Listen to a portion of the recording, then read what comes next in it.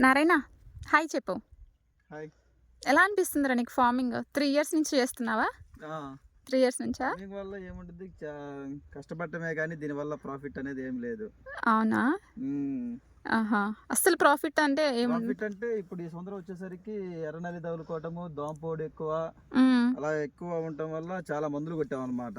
హ్మ్. మందులు కొట్టాం. ఇప్పుడు ఇదనేది హ్మ్. ఇదొక టైపు ముడతనమాట. So, okay. ఇది ఇప్పటికి ఇంకా కంట్రోల్ కాలేదు. హ్మ్. ఇలాంటి ఎన్నో ఫార్మ్ చేసినా గానీ ఇప్పటికి రైతు అనేది ఇప్పటికి చాలా పెట్టుబడయింది. హ్మ్. కానీ ఈ సంవత్సరం మిర్చి రేట్లు చూస్తే చాలా అంటే చాలా తక్కువ ఉన్నాయి. అంటే హ్మ్. కింటా 15,000 ఉంది. హ్మ్. సో, ఇప్పటికి మనకి దీనికి ఇప్పుడు వచ్చేసరికి ఎకరాకి 2,00,000 వరకు పెట్టుబడి అవుతుంది. ఓకే. ఎకరాకి 2,00,000 వరకే పెట్టుబడి అవుతుంది కాబట్టి, హ్మ్. ఇప్పుడు మాకు ఆల్రెడీ కాపు ఉంది. కాకుంటే ఇప్పుడు కోపిస్తే లాస్ వచ్చిద్దాం అని చెప్పి భయంతోటి ఇంక అలా కోపియకుండా దీన్ని అలాగా ఉంచామన్నమాట. హుహు. ఇప్పటి వరకు ఎంత వేసారు ఇక్కడ? ఇదొచ్చేసరికి 3.5 ఎకరా. పెట్టుబడి ఇప్పుడైతే ఎంతయింది? పెట్టుబడి అయితే చాలా అయింది. ఎకరాకి 1.5 దాకా అయింది. హ్మ్. సో, మనం దీన్ని స్ప్రే చేయాలి కాబట్టి, హ్మ్. ఇంకా ఇప్పుడు వాటర్ అనేది తగ్గినాయి ఆల్రెడీ. హ్మ్. తగ్గడం వల్ల మేము ఇంకా స్ప్రే అనేది కొంచెం ఆపాము. ఓకే. అటొచ్చేసరికి ఇవి ఆందాలు. ఏమన్నా ప్రాఫిట్ వచ్చిందా అందాలల్లో? సో, ఇదొచ్చేసరికి ఆందాలు. హ్మ్. దీంట్లో వచ్చేసరికి ఆల్రెడీ వర్షాల వల్ల చాలా వరకు దెబ్బతిన్నాం. హ్మ్. దెబ్బతినిపోయి దీనికి వదిలేసాము. యాక్చువల్‌గా దీన్ని రోటావేటర్ ఏదైనా చేద్దాం అనుకున్నాం. కానీ ఇంకేం చేయలేకపోయాము. హ్మ్. దీంట్లో ఆల్రెడీ ఒక్కసారే కోసాము. అది కూడా 4 క్వింటాలయినాయి. ఇది 4 ఎకరాలు. హ్మ్. దీని పెట్టుబడి వచ్చేసరికి దాదాపుగా ₹1,00,000 అయింది. హ్మ్. దీనికి వచ్చిన ప్రాఫిట్ వచ్చేసరికి 20,000. హ్మ్. సో, దీంట్లో 80,000 లాస్‌లో ఉన్నాం కాబట్టి దీన్ని ఇంకా వదిలేసాము. హ్మ్. అక్కడ ఇంకా అది కందియా? అదేసింది అక్కడ అటు సైడ్ ఉంది కందనమాట.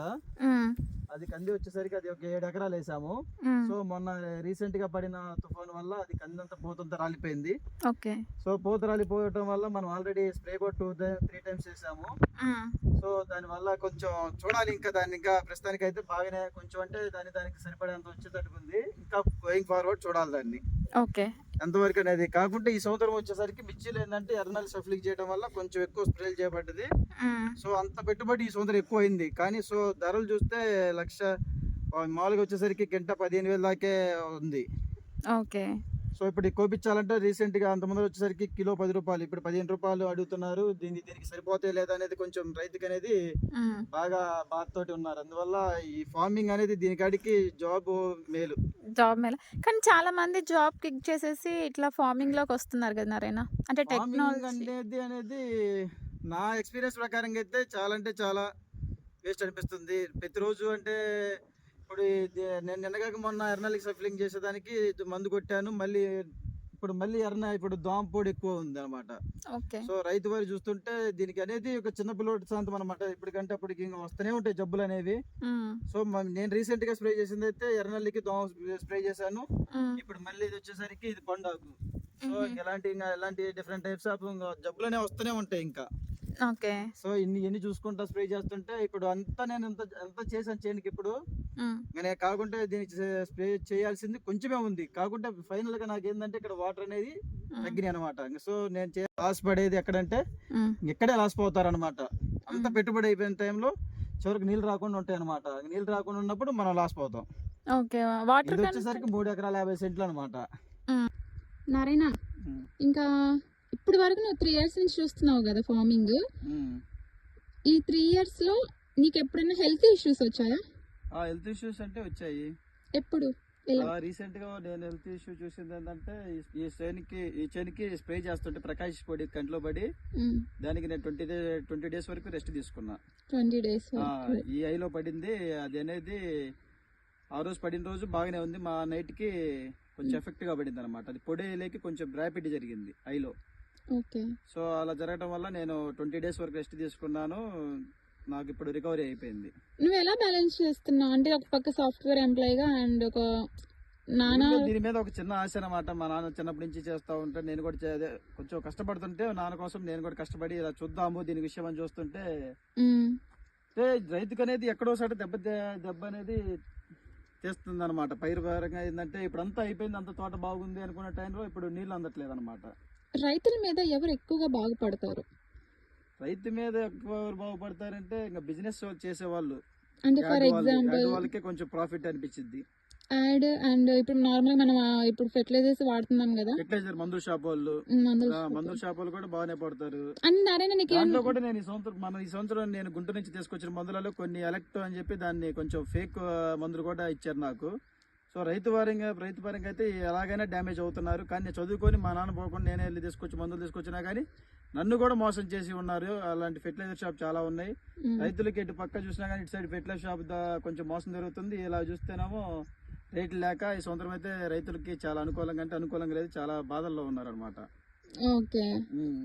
ఇప్పుడు అంటే నీకు ఎప్పుడైనా అనిపించిందా, అంటే ఇప్పుడు ఫెర్టిలైజర్ షాప్స్ వాళ్ళు మంచిగా ఉంటారు, ఇప్పుడు నాన్న వాళ్ళు చూస్తే చాలా కష్టపడతారు, మనుషులు కూడా చాలా తగ్గిపోయినట్టు అనిపిస్తారు, బట్ ఫెర్టిలైజర్స్ వాళ్ళు అబ్బా నాన్న ఇంత కష్టపడ్డా సంపాదించలేదు అలాంటి ఏముండవు. ఇంకా వాళ్ళకి నేను చదువుకున్నాను, నేను వెళ్ళాను, వాళ్ళకి అప్పుడు ఇచ్చిన మందుల ప్రకారం ఎలక్ట్రో అన్నారు.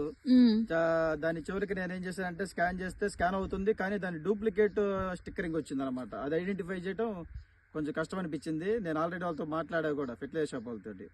వాళ్ళు మాట్లాడితే వాళ్ళు చెప్పిన ప్రకారం ఏంటంటే బిల్లు ఉంది, వాళ్ళది బిల్లు ఉంది, కాకుంటే నువ్వు ఎక్కడ బయట తీసుకొచ్చి కొట్టావు, మేమైతే ఒరిజినల్ ఇచ్చామంటున్నారు. సో మన దగ్గర ఇంకేం రీజన్స్ అనేవి ఏమి లేవు. ఇంకా వాళ్ళ సైడ్ నుంచి వాళ్ళు సేఫ్ గా ఉన్నారు. మీరు మా దగ్గర స్ప్రే చేశారు, తీసుకొచ్చి స్ప్రే చేశారో లేదా బయట నుంచి స్ప్రే చేశారో మాకు తెలియదు కదా అని చెప్పి అన్నారు. ఇంకా చివరికి ఏంటంటే మన ఎన్ని జాగ్రత్త పడినా ఇంకా డూప్లికేట్ అనేవి ఉన్నాయి, మనం చేయాల్సింది ఇంకేం లేదు. ఓకే. ఇప్పుడు 3 years లో మనకి ఏ ఇయర్ ఎక్కువ ప్రాఫిట్ వచ్చింది అండ్ లాస్ ఏ ఇయర్ వచ్చింది? లాస్ అనేది రైతు పరంగా అయితే వస్తూనే ఉంటుంది. ఒక దాంట్లో ఇప్పుడు దీంట్లో కొంచెం ప్రాఫిట్ అనిపించేప్పుడు ఆంధ్రాలో కొంచెం లాస్ వచ్చింది. సో లాస్ట్ ఇయర్ అయితే ఆ అమౌంట్ ఆ మిర్చి అనేది 20K ఉండటం వల్ల కొంచెం రికవరీ అనేది బాగా ఉంది. లాస్ట్ ఇయర్ అయితే కొంచెం అంత ప్రాఫిట్ లాస్ట్ ఇయర్. ఈ ఇయర్ వరకు చూద్దాం. ఈ ఇయర్ అంటే ఇంకా మిరగాయలు కోయలేదు.